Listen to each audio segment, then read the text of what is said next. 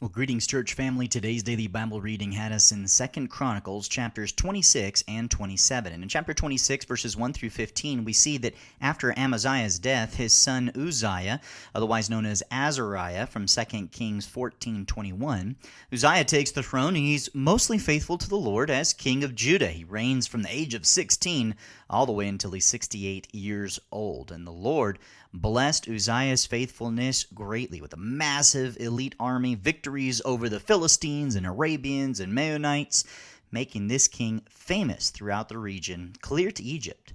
And notice, really interesting here, the equipment of Uzziah's army: shields, spears, helmets, body armor, bows, sling stones, and even machines to sit on top of towers in the corners of Jerusalem's wall to defend the place from attack. Now, these machines would most likely have been simple versions of catapults and ballista. Now, catapults would be for launching great stones. Ballista are basically just giant crossbows mounted to a corner of a wall or a tower. Now, historians only recognize such items as having first been invented around 400 BC in Greece, whereas Uzziah would have lived around 700 BC during the time of Isaiah. So these items that are being spoken of are most likely early prototypes of those defensive weapons that would be used later as both defensive and siege weapons. And in any case, the Hebrew terms engines and invented here really show that they were impressive inventions. In fact, one dictionary puts it this way: this word encompasses the intricate plans, schemes, and inventions produced by human thought and ingenuity.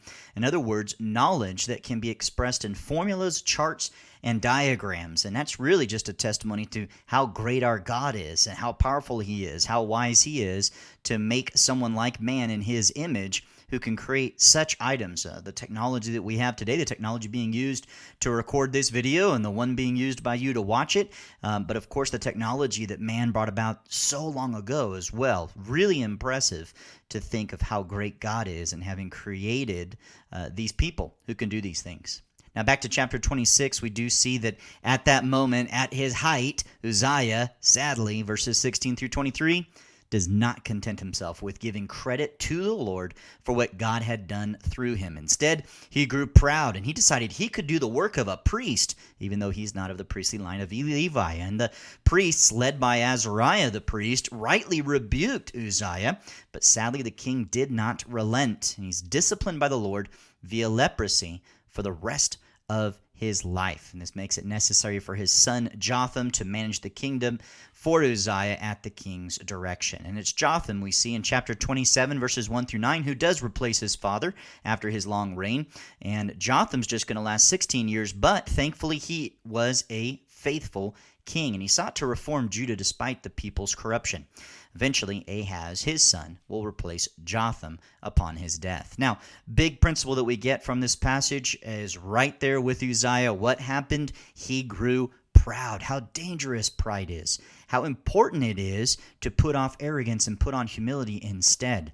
Obviously, pride is one of the major subjects spoken of so often in the book of Proverbs. Proverbs 21:24 actually gives a list of synonyms for it. Proud, haughty, scoffer are his names, who acts with insolent pride. Proverbs 29:23 warns that a man's pride will bring him low, but a humble spirit will obtain honor. Proverbs 16:18 warns that pride goes before destruction and a haughty spirit before stumbling. And Proverbs 18:12 gets to the heart of the matter, quite literally. Before destruction, the heart of man is haughty, but humility goes before honor. And such warnings against pride are not limited to the Old Testament. In James 4:13 through 17, we read this: "Come now, you who say, today or tomorrow we will go to such and such a city and spend a year there and engage in business and make a profit. Yet you do not know what your life will be like tomorrow. You are just a vapor that appears for a little while and then vanishes away. Instead, you ought to say, if the Lord wills, we will live and also do this or that. But as it is, you boast in your arrogance. All such boasting is evil. Therefore, to one who knows the right thing to do and does not do it, to him it is sin." And indeed, for us to lift ourselves up and make the assumption that we know what tomorrow is going to bring, even just something like that, is pride. We need to endeavor that we will search our hearts, just as we read with Uzziah. It's his heart, verse 16 of chapter 26. His heart was so proud that he acted corruptly, and he was unfaithful to Yahweh his God. Jeremiah 49:16 states that the reason behind you or I lifting ourselves up is the arrogance of your heart has deceived you.